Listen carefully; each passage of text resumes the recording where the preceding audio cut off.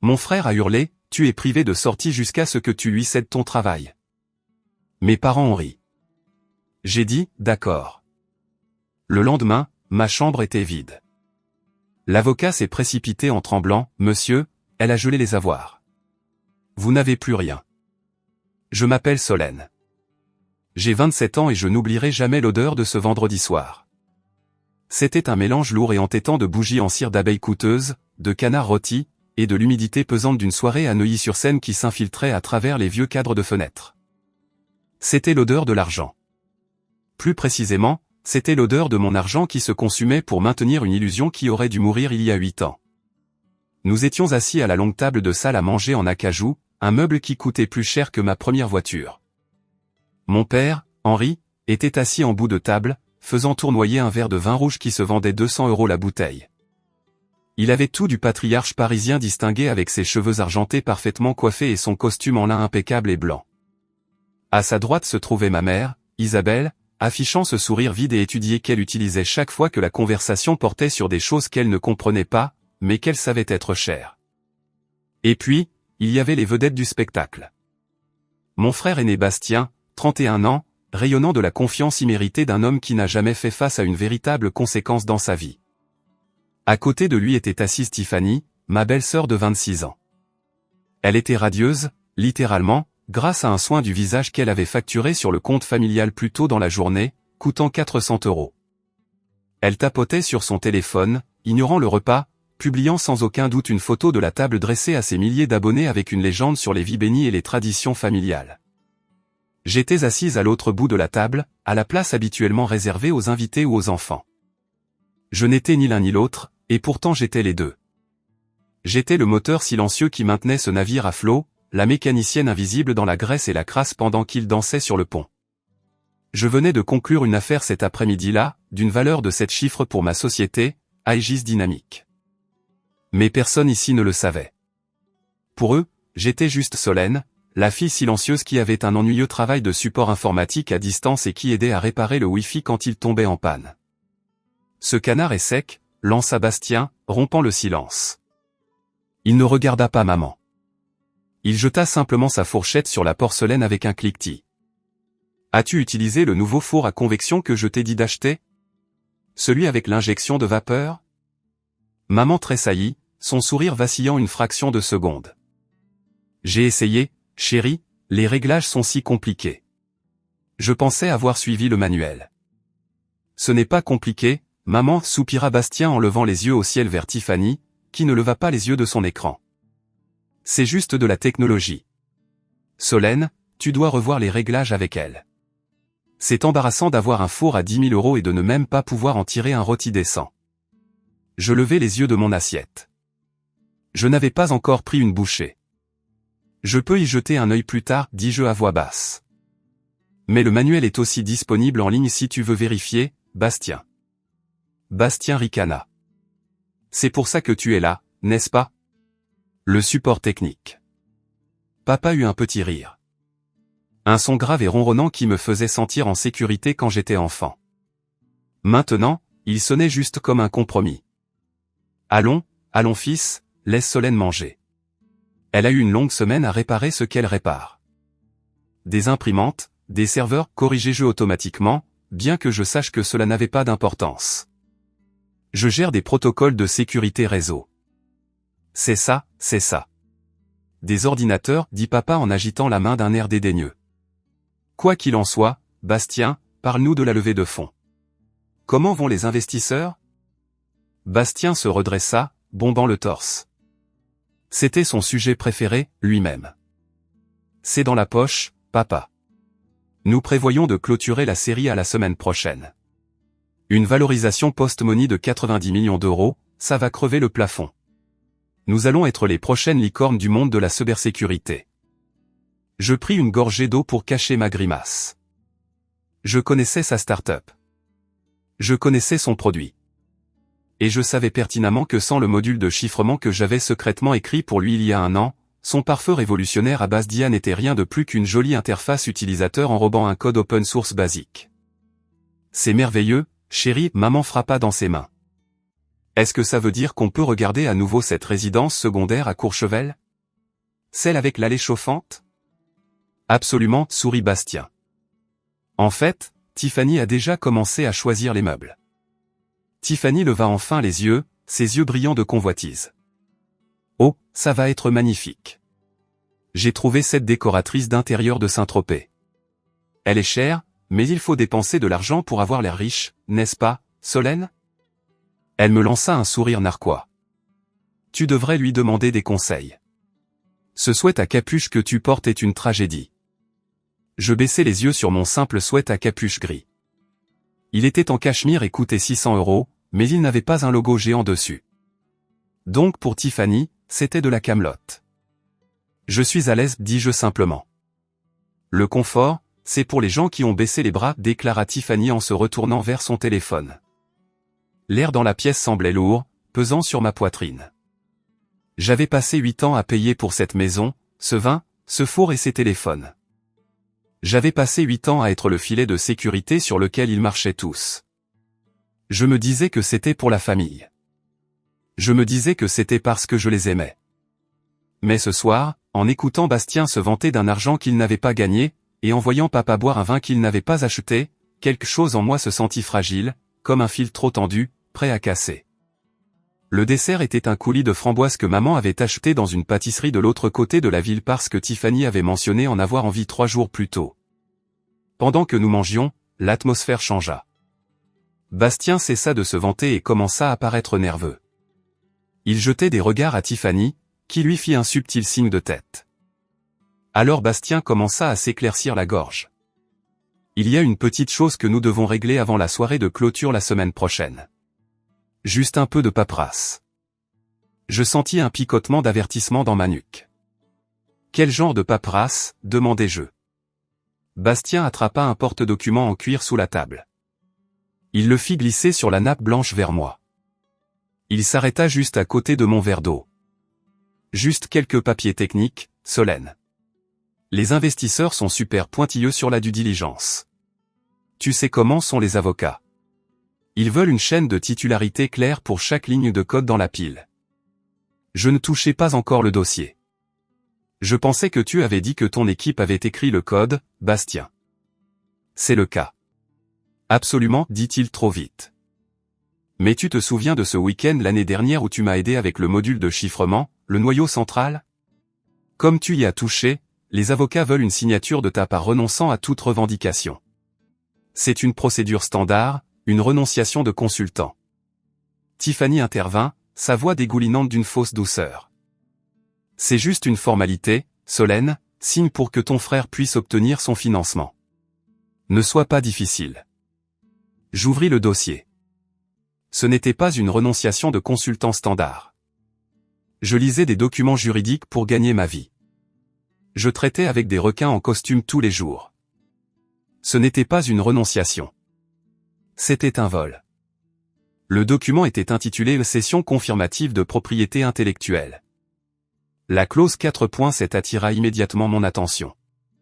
Elle stipulait que moi, la sous-signée, cédait par la présente tous les droits, brevets et dérivés futurs du protocole de chiffrement Sentinelle à la société de Bastien, irrévocablement et à perpétuité, pour la somme de 1 €. Mon sang se glaça. Le protocole Sentinelle n'était pas juste un bout de code que j'avais écrit un week-end. C'était le fondement de ma propre entreprise, Aegis. J'avais laissé Bastien en utiliser une version allégée parce qu'il était mon frère et qu'il était désespéré. Mais je ne lui avais jamais donné la propriété. Si je signais ça, je ne lui donnerais pas seulement un module. Je lui remettrais les clés de l'œuvre de toute ma vie. Je lui donnerais le brevet qui faisait que ma société valait des milliards. Ceci c'est de la propriété, Bastien, dis-je, en gardant ma voix stable. Ce n'est pas une renonciation. Ça dit que tu possèdes le code que j'ai écrit. Et alors, lança Bastien, son masque de gentil garçon glissant. Ça fait partie de ma plateforme. J'ai bâti l'entreprise. J'ai fait les réunions de présentation. Tu as juste tapé quelques lignes sur un écran. Tu ne l'utilises même pas. Si, je l'utilise, dis-je. Même si je ne l'utilisais pas, il est à moi. Tu me demandes de céder une propriété intellectuelle qui vaut une fortune pour 1 €. Oh mon Dieu, Ça recommence, gémit Tiffany en laissant tomber sa cuillère. Tout doit être une transaction avec toi. Tu ne peux pas juste soutenir ta famille pour une fois. Soutenir?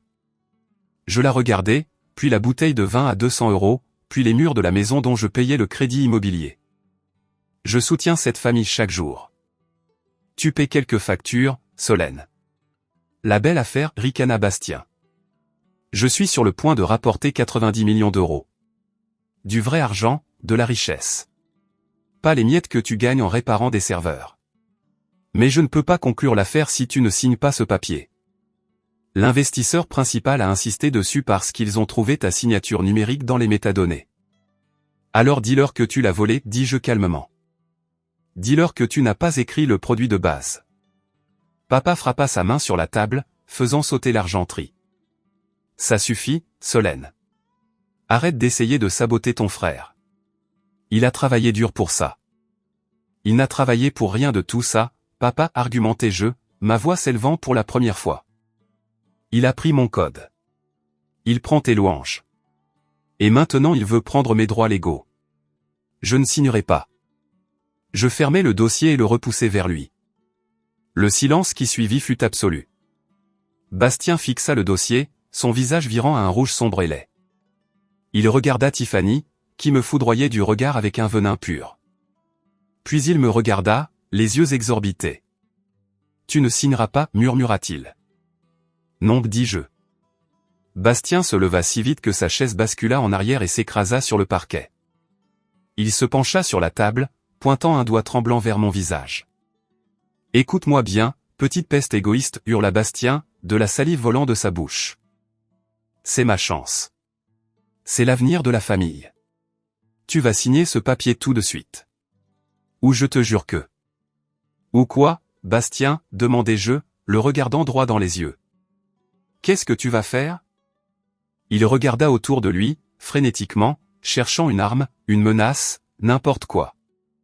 Puis il revint à la seule dynamique de pouvoir qu'il comprenait. Celle de notre enfance. « Tu es consigné, beugla-t-il. Tu es consigné jusqu'à ce que tu t'excuses auprès de ta belle-sœur et que tu signes ce papier. Tu ne quittes pas cette maison. Tu ne vas nulle part. Tu resteras dans ta chambre à réfléchir à ton égoïsme jusqu'à ce que tu sois prête à faire ce qu'il faut. » Je le fixai. J'avais 27 ans. J'étais la PDG d'une société multinationale. Je possédais des biens immobiliers dans 3 pays. Et mon frère de 31 ans me consignait. J'attendis que mes parents interviennent. J'attendis que papa dise à Bastien de s'asseoir et d'arrêter d'être ridicule. J'attendis que maman dise qu'on ne peut pas consigner une femme adulte qui paie pour le toit sous lequel vous vivez. Au lieu de cela, papa se mit à rire. Ce n'était pas un rire nerveux. C'était un rire moqueur. « Tu as entendu ton frère, Solène, dit papa en essuyant une larme de son œil. Va dans ta chambre. Peut-être qu'une petite punition t'apprendra le respect. Tu as pris la grosse tête ces derniers temps. » Maman acquiesça, prenant une gorgée de vin. Signe juste le papier, chérie. Ne gâche pas le week-end. Fais ce qu'on te dit. Tiffany sourit narquoisement, reprenant sa cuillère. Peut-être qu'on devrait lui confisquer son téléphone aussi, Bastien. Comme on fait avec les enfants. Ce fut le moment. La seconde exacte où le câble cassa. Pendant 8 ans, je m'étais convaincu qu'ils étaient juste mauvais avec l'argent, qu'ils étaient impuissants, qu'ils avaient besoin de moi. Je pensais que j'étais la sauveuse. Mais en regardant leur visage, le mépris dans les yeux de Bastien, l'amusement dans ceux de papa, l'indifférence dans ceux de maman, je réalisais que je n'étais pas la sauveuse. J'étais la servante. Ils ne m'aimaient pas. Ils aimaient le style de vie que je leur fournissais, mais ils méprisaient le fait que cela vienne de moi. Ils avaient besoin de m'humilier pour se sentir mieux en prenant mon argent. Me consigner n'était pas une punition. C'était une réaffirmation de leur domination. Ils voulaient me rappeler que peu importe combien je payais, j'étais toujours l'enfant et ils étaient les maîtres. Mon visage brûlait, non pas de honte, mais d'une rage froide et lucide. Le brouillard dans mon cerveau se dissipa. Je vis la pièce pour ce qu'elle était, une scène de théâtre pour une pièce dans laquelle je ne voulais plus jouer. Je ne criais pas en retour. Je ne pleurais pas. Je n'énumérais pas les milliers d'euros que j'avais virés sur leur compte ce mois-là. Je me levai simplement. D'accord, dis-je doucement. Bastien cligna des yeux, confus par ma reddition soudaine. D'accord quoi? D'accord, répétai-je. Je vais dans ma chambre. Papa rit à nouveau. Tu vois, elle a juste besoin d'une main de fer. Bon travail, fiston. Et le papier, exigea Bastien en tapotant le dossier. J'y réfléchirai, mentis-je. J'ai besoin de me calmer d'abord. Tu as jusqu'à demain matin, menaça Bastien en redressant sa chaise. Si cette signature n'est pas là au petit déjeuner, je coupe le Wi-Fi. On verra comment tu feras ton petit boulot d'informaticienne sans Internet. L'ironie était si tranchante qu'elle faillit me couper. Il allait couper l'Internet que je payais pour m'empêcher de faire le travail qui payait pour l'Internet. Compris, dis-je. Je me tournai et sortis de la salle à manger. Je les entendis parler alors que je montais les escaliers. Elle va plier, dit Tiffany. Elle plie toujours. Elle est désespérée qu'on l'aime. Je sais, répondit Bastien, la bouche pleine de canard. Elle est faible. J'atteignis le haut des escaliers et marchai dans le couloir jusqu'à ma chambre. C'était la plus petite pièce de la maison, l'ancienne chambre d'enfant. Je fermai la porte et la verrouillai. Je n'allumai pas la lumière. Je ne me jetai pas sur le lit en pleurant. Je marchai droit vers mon placard. Je ne sortis pas une valise. Je sortis ma sacoche de serveur sécurisée. Je ne mettais pas de vêtements. Je pouvais acheter des vêtements. Je mettais ma vie. Je pris mes disques durs chiffrés, mes clés de sécurité physique, et le dossier contenant mon acte de naissance et mon passeport.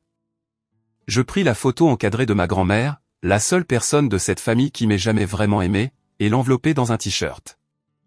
Je vérifiai ma montre. Il était 20h45. Je m'assis à mon bureau et ouvris mon ordinateur portable. Ce n'était pas le Dell encombrant fourni par l'entreprise qu'il pensait que j'utilisais. C'était une machine sur mesure d'une valeur de 5000 € avec des capacités de liaison satellite. Je me connectai au portail bancaire de la famille. Vous voulez me consigner, murmurai-je à la pièce vide. Très bien. Voyons comment vous volerez sans elle. Je travaillai en silence pendant 3 heures. La maison devint silencieuse vers 23 heures. J'entendis Bastien et Tiffany entrer dans la suite parentale, celle que j'avais rénovée pour mes parents, que Bastien s'était appropriée l'année dernière. J'entendis papa ronfler depuis la chambre d'amis. À 1h47 du matin, j'étais prête. Sur mon écran se trouvait un tableau de bord que j'avais construit des années auparavant pour gérer le Family Office, comme je l'appelais en plaisantant.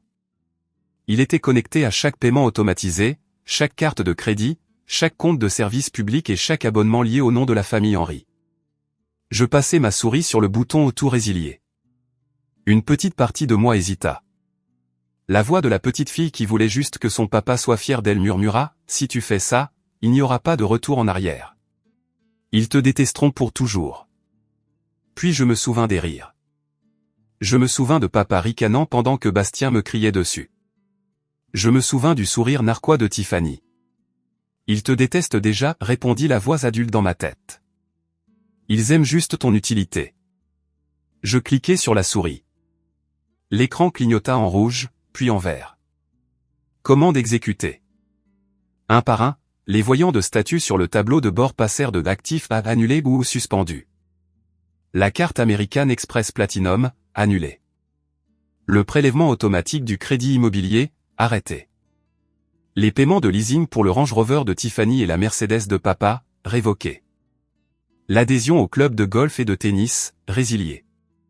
L'électricité, l'eau, le gaz et l'Internet par fibre optique, programmés pour une déconnexion à la fin du cycle de facturation, qui, par chance, était lundi. Je fermai l'ordinateur portable et le glissai dans mon sac. Je jetai un dernier regard à la pièce. Je laissai l'armoire pleine de vêtements. Je laissai les livres sur l'étagère. Je laissai le lit parfaitement fait. Je voulais qu'il voie à quel point peu de moi était réellement ici. Je déverrouillai la porte de la chambre et me glissai dans le couloir. Les lattes du plancher grincèrent, mais personne ne bougea. Le vin avait fait son effet. Je descendis le grand escalier, ma main traînant sur la rampe que j'avais fait rénover 2 ans plus tôt. Dans la cuisine, le lave-vaisselle bourdonnait, un autre appareil que j'avais acheté. Je posais ma clé de la maison sur l'îlot en marbre juste à côté de la corbeille de fruits. Je n'écrivis pas de mots. Les mots sont pour les gens qui veulent être retrouvés ou qui veulent avoir le dernier mot. Je n'avais pas besoin du dernier mot. Mon absence serait assez bruyante. Je sortis par la porte de derrière dans l'air nocturne humide. Les grillons chantaient, un chœur assourdissant dans le silence du jardin. Ma voiture était garée dans l'allée, cachée derrière l'énorme SUV blanc de Tiffany. Ma voiture était une Peugeot 208 de 2012 avec une bosse sur le pare-choc arrière et une peinture délavée. C'était la seule chose que je possédais qu'ils n'avaient pas essayé d'améliorer parce qu'ils en avaient honte. Ils me faisaient la garer à l'arrière pour que les voisins ne la voient pas. J'aimais cette voiture. C'était la seule chose honnête dans ce code postal. Je jetai mon sac sur le siège passager et me glissai derrière le volant. Le moteur démarra avec un ronronnement fiable. Je n'allumai les phares qu'une fois dans la rue. Je traversai Neuilly endormi, dépassant les hôtels particuliers et les grands arbres. Je passai devant la voiture de patrouille de sécurité, un service que je payais aussi, et fis un petit signe de la main. Je n'allais pas loin. Ma vraie maison, mon Pantouse dans le quartier du Marais, n'était qu'à 12 minutes. Mais alors que je m'engageais sur le périphérique, franchissant la ligne invisible entre leur monde et le mien, je sentis un poids physique se soulever de mes épaules. Je n'étais pas consigné. Je décollais. Pour comprendre pourquoi je suis resté pendant 8 ans, il faut comprendre la peur. C'était en 2017. J'avais 19 ans, étudiante en 2e année d'informatique avec une bourse partielle. Je suis rentré à la maison pour les vacances de Pâques pour trouver la maison sombre. Pas seulement les lumières éteintes, mais une sensation de vide.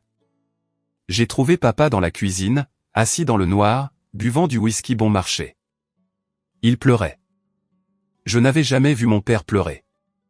C'était un homme d'acier, un bâtisseur, un pourvoyeur. Le voir briser comme ça a fait voler mon monde en éclats. Tout est parti, Solène avait-il étranglé. Tout, l'entreprise, les comptes, les lignes de crédit. La banque a rappelé les prêts. Ils viennent pour la maison la semaine prochaine. La crise financière avait frappé la France tardivement mais durement. L'entreprise de fourniture de construction de papa était endettée jusqu'au cou. Il empruntait à Pierre pour payer Paul depuis des années, maintenant les apparences, espérant que le marché se redresserait. Il ne s'est pas redressé. Je me souviens de la panique qui m'a saisi. Cette maison était notre identité. Être à Henri signifiait vivre à Neuilly. Si nous perdions ça, qui étions-nous? Ne t'inquiète pas, papa, avais-je dit en serrant ses épaules tremblantes. On va trouver une solution. Il n'y a rien à trouver, sanglota-t-il. Il me faut 6 000 € juste pour arrêter la procédure de saisie immobilière. Je n'ai même pas 600. Je suis retourné à ma chambre d'étudiante ce soir-là et j'ai fixé l'écran de mon ordinateur. Je n'étais pas qu'une simple étudiante. J'étais talentueuse, voire dangereuse. Je fouinais aux frontières d'Internet depuis l'âge de 12 ans. Je connaissais les programmes de bug bounty, où les grandes entreprises technologiques paient des hackers pour trouver des vulnérabilités dans leur système. J'en avais trouvé quelques-unes auparavant, mais je ne les avais jamais soumises par peur d'avoir des ennuis. Cette nuit-là, la peur de la banque l'emporta sur la peur des géants de la technologie. J'ai passé 48 heures d'affilée à scanner le code d'une grande plateforme de médias sociaux. Mes yeux brûlaient, mes doigts étaient crispés, mais je l'ai trouvé. Une vulnérabilité critique dans leur couche de protection des données utilisateurs, une porte dérobée qui aurait pu divulguer des millions de comptes. J'ai rédigé le rapport, anonymisé mon identité sous le pseudonyme Chevalier Blanc, et je l'ai soumis. 3 jours plus tard, j'ai eu une réponse. Ils ont vérifié le bug. La récompense était de 15 000 €. J'ai immédiatement viré 6 000 € sur le compte de papa. Je lui ai dit que je l'avais économisé de mon job étudiant et de quelques cours particuliers. C'était un mensonge ridicule. Personne ne gagne autant d'argent en donnant des cours. Mais il n'a pas posé de questions. Il ne voulait pas savoir. Il voulait juste l'argent. C'est un miracle, avait-il dit en s'essuyant les yeux. Tu es une bonne fille, Solène. Cette louange était la drogue. J'étais accro. Une fois que j'ai commencé, je ne pouvais plus m'arrêter. Les 15 000 € ont résolu la crise immédiate, mais le trou dans les finances familiales était un puissant fond. Le crédit immobilier était de 4 800 € par mois. Les factures de services publics étaient astronomiques. Et papa était trop fier pour prendre un travail normal. Il continuait à essayer de lancer des entreprises de conseil qui n'allaient nulle part. Alors j'ai continué à cœur. Je suis passé des sites de médias sociaux aux infrastructures bancaires. Opérant toujours dans la zone grise. Légalement ambigu, mais moralement justifiable. Je suis devenu un fantôme dans la machine. À 20 ans, je gagnais 20 000 € par mois. Je payais le crédit. Je payais les leasings des voitures. Quand le toit a dû être remplacé, 28 000 € sont apparus sur le compte de l'entrepreneur. Papa n'a jamais demandé. Maman n'a jamais demandé. Ils ont développé une cécité commode. S'ils ne demandaient pas, ils n'avaient pas à reconnaître que leur fille de 19 ans était le chef de famille. Ils pouvaient continuer à prétendre que papa était le patriarche et que j'étais juste l'enfant serviable. J'ai abandonné l'université en 3e année. Je leur ai dit que j'avais obtenu un emploi à temps plein en support informatique à distance pour une entreprise du CAC 40. C'est bien, ma chérie, avait dit maman. Est-ce qu'ils offrent une mutuelle dentaire? Elle n'a pas demandé le salaire. Elle n'a pas demandé pourquoi j'étais à la maison toute la journée. En réalité, j'avais créé Aegis Dynamics. Je ne trouvais plus seulement des bugs. Je construisais des boucliers. J'ai développé un algorithme propriétaire capable de prédire les cyberattaques avant qu'elles ne se produisent en utilisant l'heuristique comportementale. J'ai embauché mon premier employé, Declan, un brillant ingénieur réseau que j'ai rencontré sur un forum. Nous travaillons depuis un espace de coworking dans le quartier du Marais. Tu dois leur dire, Solène, m'a dit Declan un jour, en me regardant payer la facture de carte de crédit de mes parents. Tu es en train de bâtir un empire et ils te traitent comme une employée du service après-vente de la Fnac. Je ne peux pas, ai-je répondu. Si je leur dis que j'ai des millions, ils dépenseront des millions. S'ils pensent que j'ai un salaire décent, ils limiteront leurs dépenses. J'étais si naïve. Ils n'ont pas limité leurs dépenses. Ils ont juste attendu une excuse pour dépenser plus. Puis est arrivée Tiffany. Il y a 4 ans, Bastien l'a rencontrée dans un bar. C'était une influenceuse lifestyle avec 5000 abonnés et un goût pour le champagne avec un budget de bière. Quand elle a vu notre maison, elle a vu une toile de fond pour son contenu. Elle a vu une mine d'or. 6 mois plus tard, ils étaient fiancés. Tiffany voulait un mariage à l'étranger, en Jamaïque. Coût, 90 000 €. On ne peut pas se le permettre, m'avait murmuré papa dans la cuisine. Mais on ne peut pas dire non. Ce serait humiliant. J'ai payé. Je leur ai dit que j'avais eu une prime de performance au travail. La petite sœur qui assure encore avait souri Bastien en me tapant dans le dos. Il n'a pas dit merci. Il a juste pris ça comme son dû. Après le mariage, ça a empiré. Tiffany avait besoin d'une nouvelle voiture parce que l'ancienne berline ne correspondait pas à sa marque. J'ai acheté le Range Rover. Puis sont venues les vacances, les cotisations du club, les sacs à main de créateurs. Je les regardais poster des photos de ces choses, les taguant bénis travée l'acharnée richesse familiale. Je sentais un malaise grandir dans mon estomac. Je n'achetais plus leur sécurité. Je finançais leur illusion. Je payais pour qu'ils m'aiment, mais plus je payais, moins ils me respectaient. Je suis devenu un service public. On ne remercie pas son grille-pain de faire du pain grillé. On s'attend juste à ce qu'il fonctionne. Et quand il ne fonctionne pas, on le frappe. Nous revenons tout de suite avec la suite de l'histoire. Si vous appréciez ce drame, veuillez cliquer sur le bouton j'aime et vous abonner à la chaîne. Laissez également un commentaire ci-dessous en me disant de quelle ville vous écoutez. Chaque commentaire aide cette histoire à toucher plus de gens. Merci beaucoup. Pendant que ma famille s'amusait à faire semblant à Neuilly-sur-Seine, je construisais un titan dans le monde réel. Aegis Dynamics était passé d'une opération de 2 personnes à un leader mondial de la cybersécurité. Nous occupions les 3 derniers étages de la plus haute tour de la Défense. J'avais 150 employés, des contrats avec le ministère des Armées, et une valorisation qui approchait le statut de licorne, 1 milliard d'euros. Ma vie était une étude de la schizophrénie. À 8 heures du matin, je conduisais ma Peugeot 208 cabossée jusqu'à un parking à 3 rue de mon bureau. Je me garais au niveau inférieur, mettais une paire de lunettes de soleil surdimensionnées et marchais jusqu'à mon immeuble. Je prenais l'ascenseur privé jusqu'à la suite du dernier étage. Là, j'étais Mademoiselle Henry. Je commandais des salles pleines de cadres chevronnés. Je prenais des décisions qui faisaient bouger les marchés boursiers. Mon avocat, Maître Sterling, un homme qui terrifiait la plupart des juges, prenait des notes quand je parlais. L'offre d'acquisition d'Oracle est tentante, m'avait dit Maître Sterling la semaine dernière. Mais vous valez plus, Solène. Votre propriété intellectuelle est la référence. Je sais, avais-je répondu en signant un document autorisant une expansion de RD de 5 millions d'euros. Nous tenons. À 18 h, j'inversais la transformation. J'enlevais le blazer, mettais le sweat à capuche, ramenais la 208 à Neuilly, et entrais dans une maison où j'étais traité comme une enfant simplette. Solène, le Wi-Fi est lent à nouveau, se plaignait Tiffany sans lever les yeux. As-tu oublié de payer la facture? Je vais vérifier le routeur, disais-je, soumise et silencieuse. Declan, mon associé, pensait que j'étais folle. Pourquoi fais-tu ça, me demandait-il constamment. Tu pourrais acheter cette maison 10 fois. Tu pourrais les mettre dehors.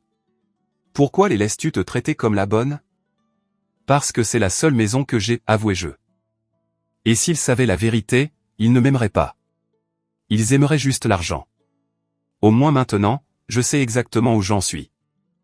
Mais j'avais tort. Je ne savais pas où j'en étais. Je pensais que j'étais toléré. Je ne réalisais pas que j'étais ciblé. La trahison a commencé il y a 1 an, déguisée en complicité fraternelle. Bastien avait été licencié de son 3e emploi de commercial. Il est venu me voir, humble pour une fois. Solène, dit-il, assis au bord de mon lit. J'ai une idée. La cybersécurité, c'est porteur en ce moment. Je veux créer une entreprise, mais je ne connais pas la technologie. Peux-tu m'apprendre? J'étais touché. Pour la première fois depuis une éternité, mon grand frère demandait mon expertise, pas mon portefeuille. J'ai passé 3 week-ends avec lui. J'ai expliqué les bases de l'architecture de pare-feu. Il hochait la tête, prenait des notes et semblait vraiment intéressé. J'ai besoin d'une démo, dit-il finalement. Quelque chose à montrer aux investisseurs. Juste une preuve de concept. J'aurais dû dire non, mais je voulais qu'il réussisse. Je voulais qu'il ait son propre truc pour qu'il arrête de me sucer le sang. Alors j'ai écrit un module. C'était une version simplifiée du protocole Sentinel, le moteur principal d'Aegis. J'ai retiré les fonctionnalités d'entreprise, mais le noyau était toujours mon code propriétaire. Tiens, dis-je en lui tendant la clé USB. Ça leur montrera comment fonctionne la filtration de paquets. Mais Bastien, c'est juste pour la démo. Tu ne peux pas vendre ça. C'est ma propriété intellectuelle. Bien sûr, promis-il. Juste pour la frime. Il a menti. Il a pris ce code, a engagé un développeur freelance bon marché pour y coller un tableau de bord flashy, et l'a appelé le système Ironclad. Il a créé une société. Il a commencé à démarcher des capital risqueurs. Il n'a pas construit un produit. Il a construit une façade sur mes fondations. Je n'ai su qu'il le vendait qu'il y a 3 semaines. C'est là que Declan est entré dans mon bureau, le visage pâle. Tu dois voir ça, dit Declan en posant un épais document sur mon bureau en verre. C'était un rapport de due diligence confidentielle d'une société de capital risque de San Francisco. Declan avait un ami là-bas qui le lui avait fuité parce que la technologie semblait étrangement familière. J'ai parcouru les pages. C'était là. Le pitch de l'entreprise de Bastien. Il prétendait avoir inventé une couche de chiffrement innovante basée sur l'IA. Je suis allé à la page 47 de l'analyse technique. L'équipe technique du capital risqueur avait analysé le dépôt de code fourni par Bastien. Avertissement, le noyau central contient des signatures cryptographiques correspondant à l'architecture Sentinel associée à Aegis Dynamics. La propriété n'est pas claire. Action recommandée, obtenir une cession complète de la propriété intellectuelle et une renonciation de l'auteur original avant le financement. Mon cœur s'arrêta. Bastien n'utilisait pas seulement mon code pour une démo. Il le vendait.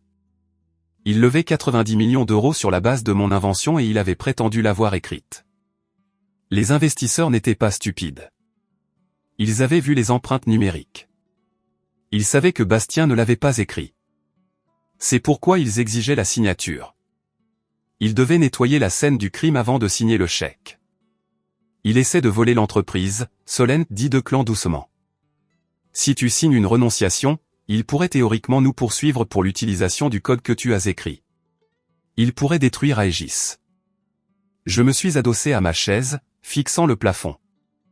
La trahison était si complète, si absolue, qu'elle était à couper le souffle. Il ne demandait pas seulement de l'argent cette fois. Il me demandait de me trancher la gorge pour qu'il puisse porter mon sang comme une écharpe. Appelle maître Sterling, dis-je à Declan. Nous devons nous préparer.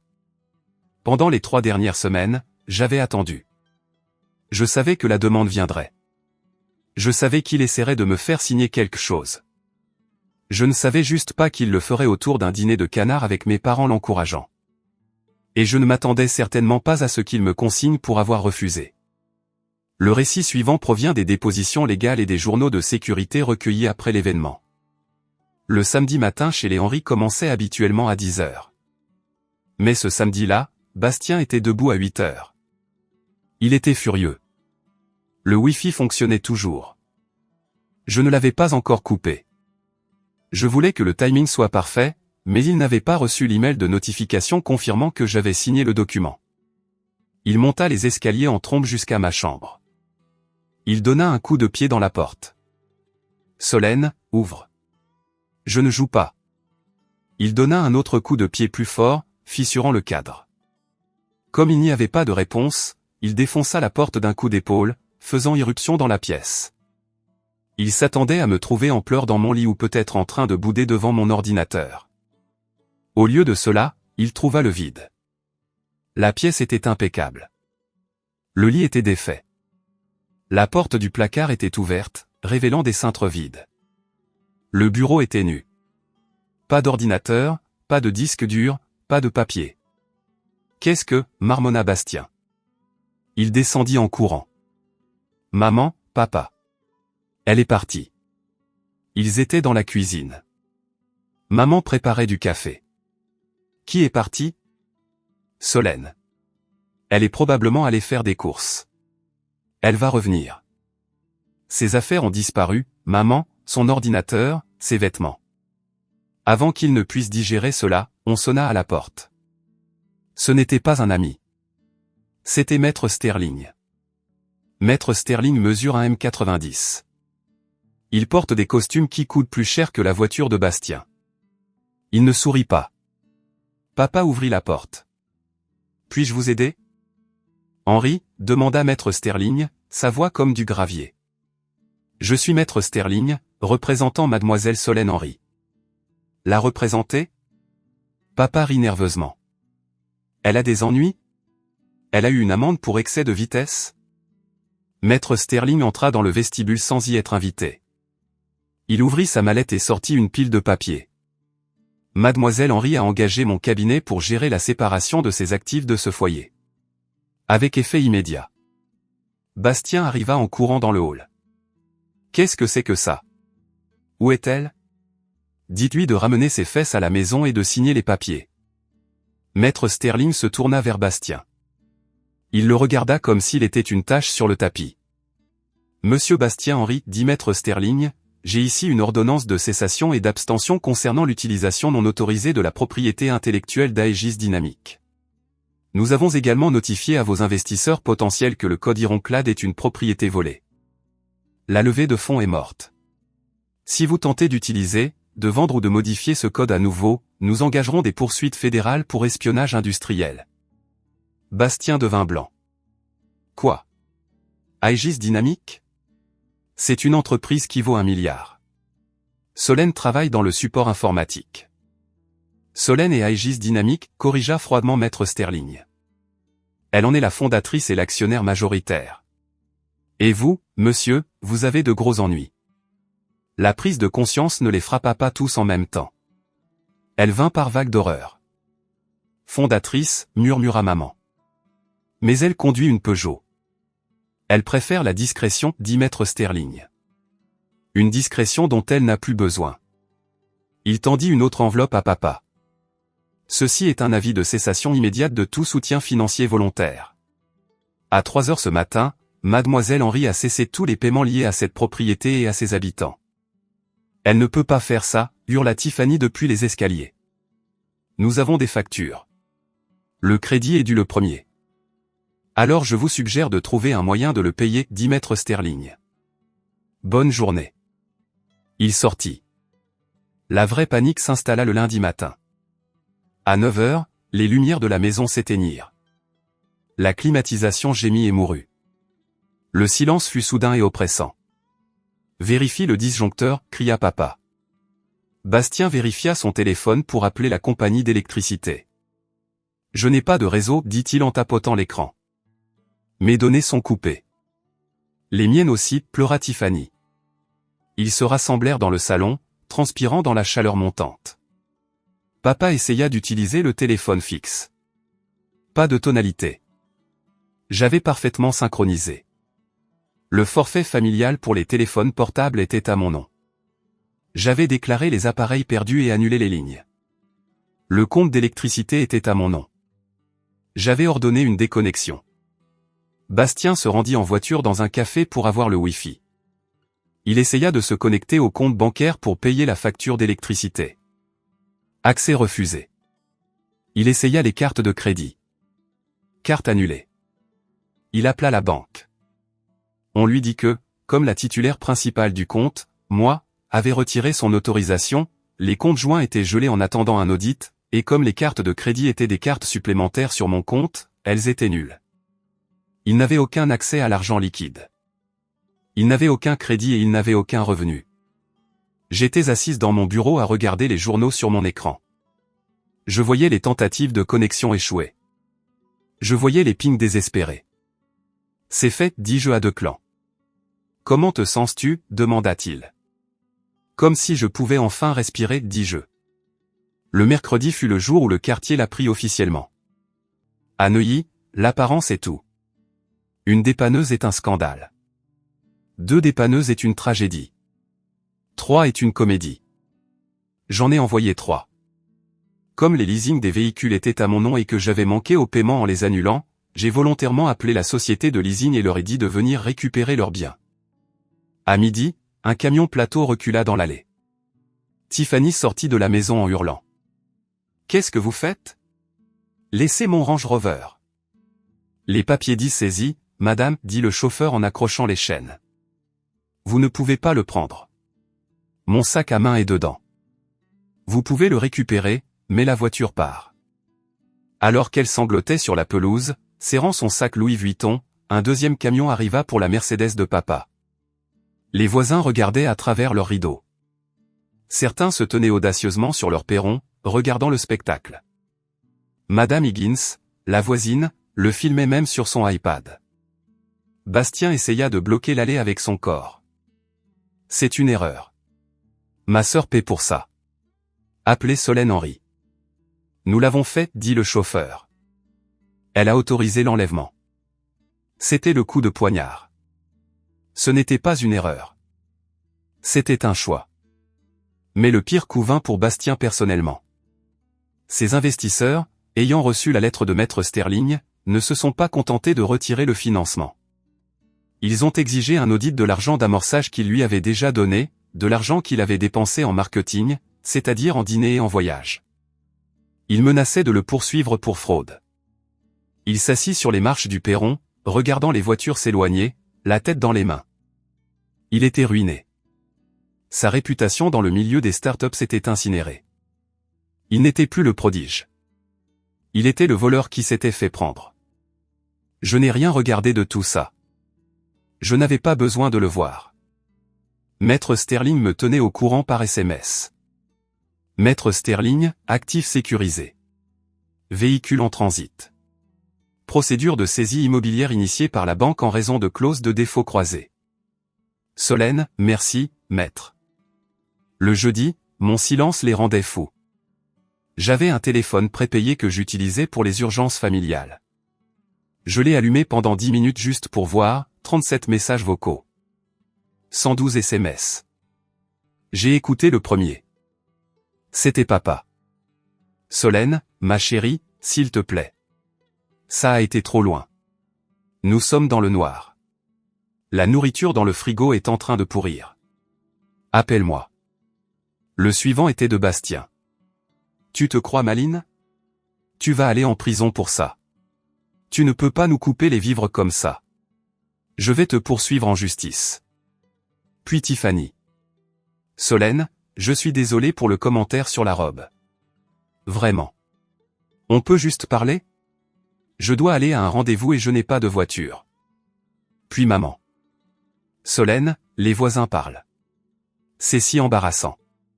S'il te plaît, paie juste la facture d'électricité. On pourra discuter du contrat plus tard. Il n'avait toujours pas compris. Il pensait que c'était une négociation. Il pensait que j'attendais des excuses pour pouvoir rouvrir le robinet. Il ne comprenait pas que le robinet était cassé. Les tuyaux étaient arrachés. Le puits était empoisonné. Je n'ai pas répondu. J'ai de nouveau bloqué les numéros. J'ai passé cette soirée dans mon penthouse. J'ai cuisiné un simple dîner de pâtes. J'ai bu un verre de vin qui coûtait 20 €, et il était meilleur que la bouteille à 200 € que papa buvait. Pour la première fois de ma vie d'adulte, je ne m'inquiétais pas de leur crise. Je ne calculais pas si j'avais assez de liquidité pour couvrir la dette de jeu de Bastien ou la virée shopping de Tiffany. J'étais seul, et c'était glorieux. La fin est arrivée 30 jours plus tard. Parce que j'avais déclenché un événement de défaut sur le crédit immobilier et parce que la maison était techniquement en hypothèque négative à cause d'un deuxième crédit que papa avait pris en secret et que je payais. La banque a agi rapidement. Maître Sterling a expliqué qu'avec la clause d'exigibilité anticipée, la totalité du solde était due immédiatement. Évidemment, il n'avait pas 2 millions d'euros. L'avis d'expulsion a été signifié. Je ne suis pas allé les voir déménager. Mais Maître Sterling y est allé pour s'assurer qu'il n'emportait rien qui appartenait à la succession ou des objets que j'avais personnellement achetés et dont j'avais conservé les reçus, ce qui représentait presque tout. Selon Maître Sterling, c'était une scène pathétique. Il ne pouvait pas se payer des déménageurs professionnels. Bastien et papa transportaient des cartons dans un camion de location. Tiffany était assise dans la cabine du camion, refusant d'aider, pleurant derrière des lunettes de soleil. Papa a essayé de prendre la grande peinture à l'huile du vestibule, une antiquité que j'avais achetée aux enchères pour 15 000 €. Ça reste, lui dit Maître Sterling. Ça a été dans la famille depuis, commença à mentir papa. Reçu daté d'août 2021. Payé par Solène Henry, lut Maître Sterling sur son presse-papier. Remettez-le. Papa ça fait ça. Il reposa le tableau. Il regarda le couloir vide. Où est-elle? Demanda-t-il à Maître Sterling. Est-ce qu'elle s'en soucie? Elle s'en est souciée pendant 8 ans, Monsieur Henry, répondit Maître Sterling. Vous lui avez donné toutes les raisons d'arrêter. Ils ont laissé la clé sous le paillasson, exactement là où j'avais laissé la mienne. 6 mois se sont écoulés depuis cette nuit. Paris est un petit village à bien des égards.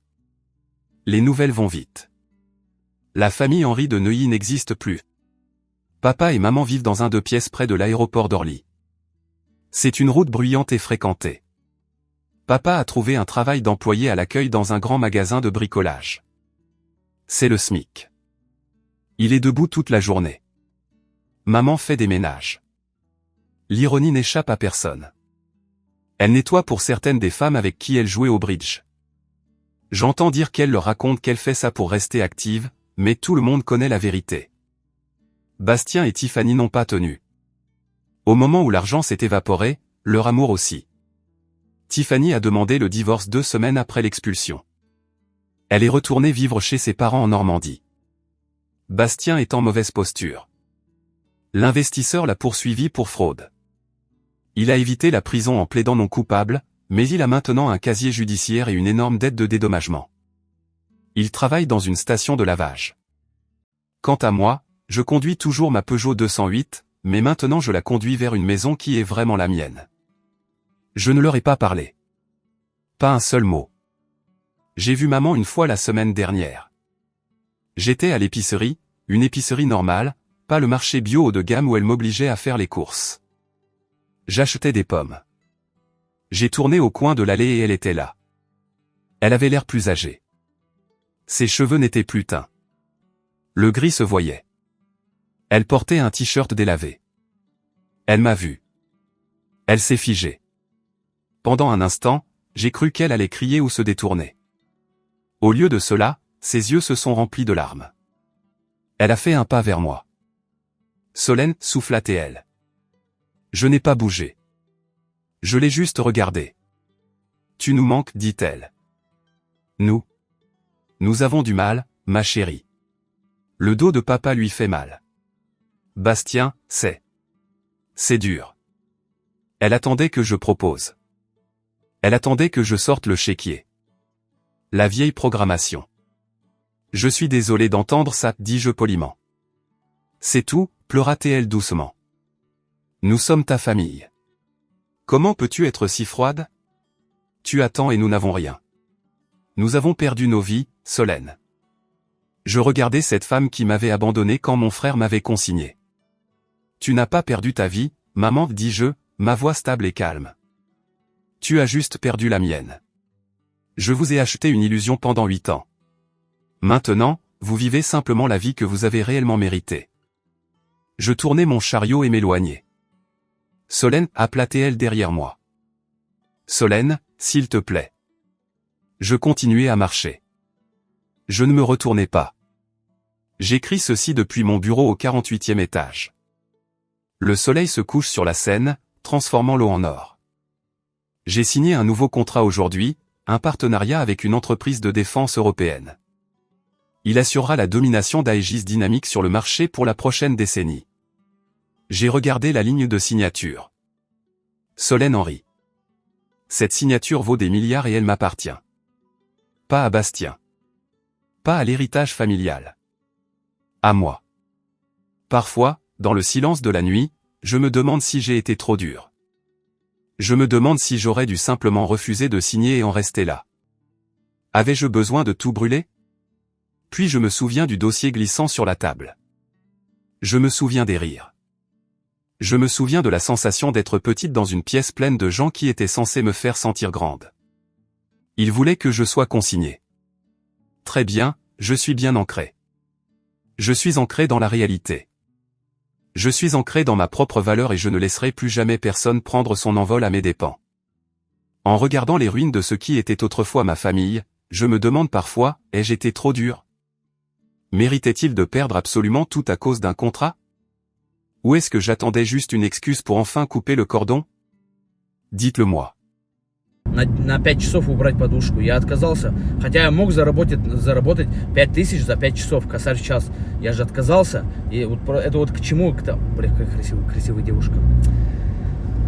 Сука, блядь, столько девушек мимо проходит, я еблан. Ни одной девушки нету рядом. Вот, бля, такая блондинка прошла, милая.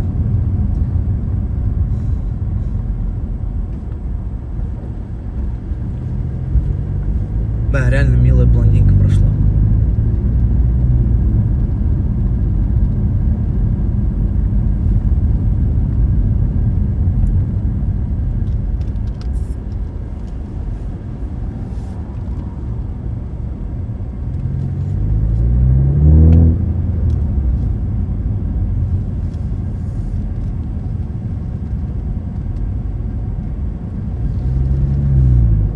Нет, ты на 5 часов изначально писал, я отказался. На 10 тем более я отказался.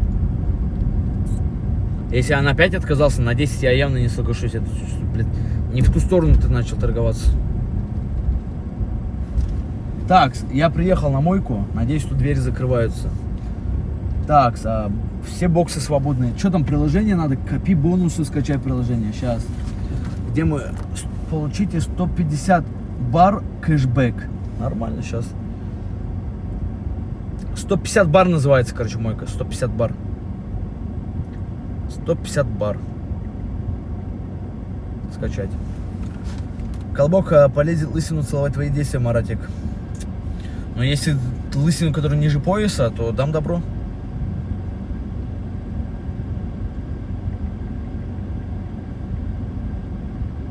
Получить код.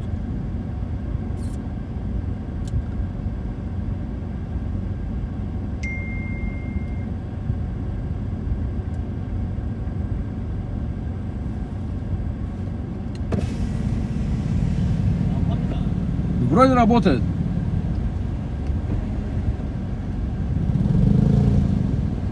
О, у меня 54 бонуса даже, блядь. Так. Надо заехать в бокс. Заедем вот сюда, в третий бокс.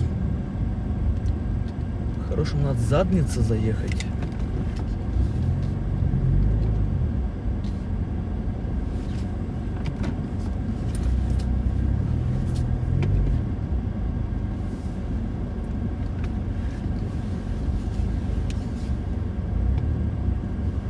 Да Колобок, походу, буйвола хочет моего попробовать-то, блядь.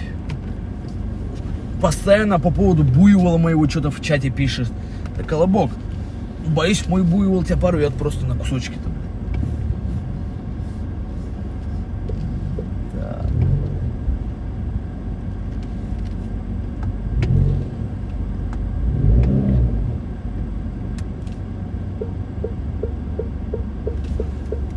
Боюсь, моего буйвола ты не выдержишь, Колобок. Поверь мне. Так, а что, это не закрывается, что ли, блядь? Как закрыть? А, типа они открытые сейчас везде. Вас приветствует теплая автомойка самообслуживания 150 бар. Чтобы начать мойку, внесите денежные средства на терминал. Если вы хотите получать бонусы и сдачу, установите наше мобильное приложение и оплачивайте мойку через него. Я в натуре вначале охуел. Так, так, у меня 50 баллов. Надо их кэшбэк бонусами. Так, начать мойку. Разрешить. Сейчас надо вас поставить на телефон. После нажатия кнопки «Завершить мойку» остаток денежных средств, оплаченных через мобильное приложение, будет зачислен на вашу карту или бонусный счет. Да я понял, что там все будет начислено. Сейчас я все сделаю. Выжимание для Марата будет адом. Бля, Колобок, если ты без моего приказа, без моего одобрения начнешь облизывать моего буйвола, бля, поверь мне, я накажу тебя. Накажу тебя, жестко накажу. Пожалуйста, начните мойку. А в пизду иди, блядь. Я выйду из машины. Здорово. Отхлестаю как следует.